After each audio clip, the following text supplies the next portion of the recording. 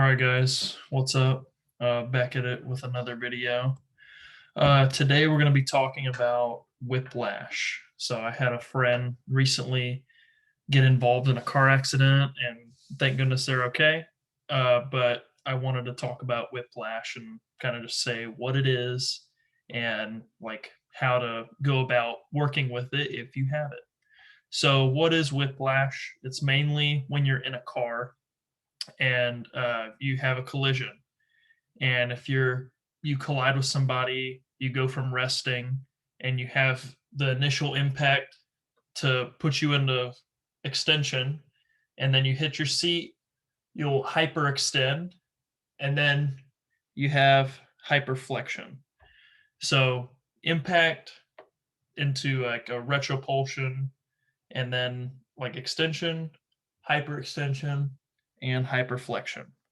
Okay, and this can cause a bunch of trauma to the vertebral bodies, to the spinal cord, to the discs, to your arteries, to like and all of that stuff leads up to your brain. And so, like, that impact could lead to like a concussion or different issues that we're going to talk about shortly.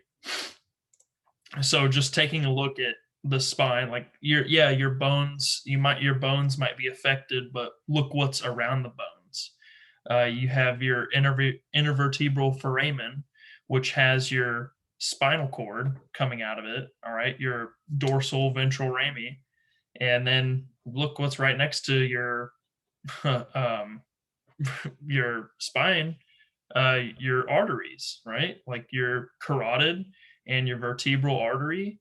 Okay, like all this can be affected in a cervical injury like a whiplash. So, not just in a musculoskeletal sense, but in a respiratory, like cardiovascular circulation, your endocrine, all this is affected in any kind of injury, and especially like a whiplash. So, talking about the intervertebral foramen, and when your nerves leave the spine, your spinal cord, and branch off.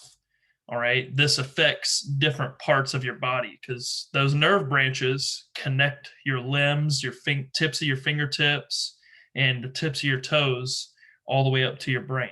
Okay, so in looking at the cervical, and I mean, if you're in a whiplash and you have that hyperextension, hyperflexion, even some of your high thoracic vertebrae could be affected in that situation. So, uh, just looking up here, like from like maybe above T2, uh, like your C2 affects your cranium, your deltoid, your trapezius, like even down to your fingertips. You know, if you go into a whiplash, or if you have whiplash, and then maybe not at that moment, but if you do have like any numbing start to come, that's definitely not a good sign. Like, even if it comes later, as a result of like not treating it correctly, then it might have been from your whiplash.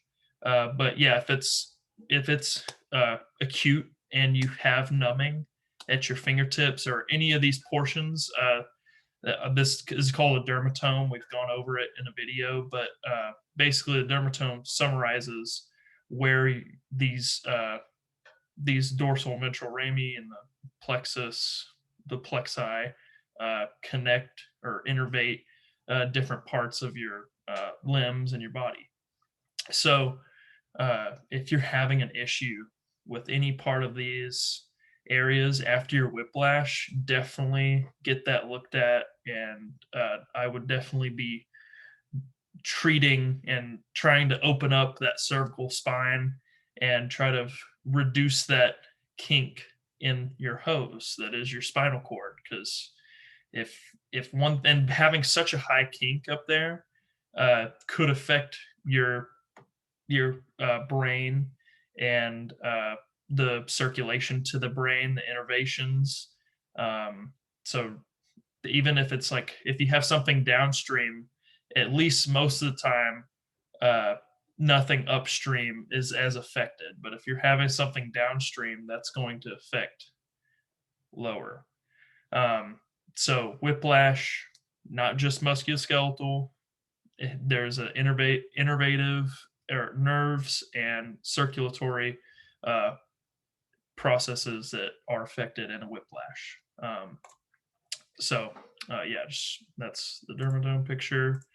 And then this is like a picture of your spine. So a lot of people are like, it's kind of difficult to imagine, but like there's some models there that showcase like your spinal cord has these branches that leave your spinal canal, and they connect your body to your brain. Okay, so whenever in for exercising, all right, I would definitely recommend as soon as possible moving.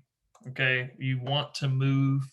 You want to provide circulation to these affected areas so that uh, they can start to heal, and they can start to you can start to promote the healing. Is if you stay stationary, yes, it's good when you sleep. Being stationary or just sleeping in general is going to have anti-inflammatory effects. But even exercising like 30 minutes, 20, 30 minutes, and just trying to uh, promote some circulation and movement to like your trapezius or your neck flexors and extensors and your rotators and your lateral flexors. Okay. Um, all of this will help to open up everything up, open the discs, open the intervertebral canal or foramen, intervertebral foramen, and to provide circulation, flush out metabolic waste, and some different motions of the neck. To give you an idea, like we can go into flexion or chin down and bending, leaning the head over. You can go into extension and have your chin up towards the sky. You can lateral flex, which brings your ears to your shoulders. You can even translate with slight translation at the cervical level, which is just you're not laterally flexing, you're shifting left and right. And then you have rotation, and also positive torsion and negative torsion, which is bringing flexion and rotation or extension and rotation.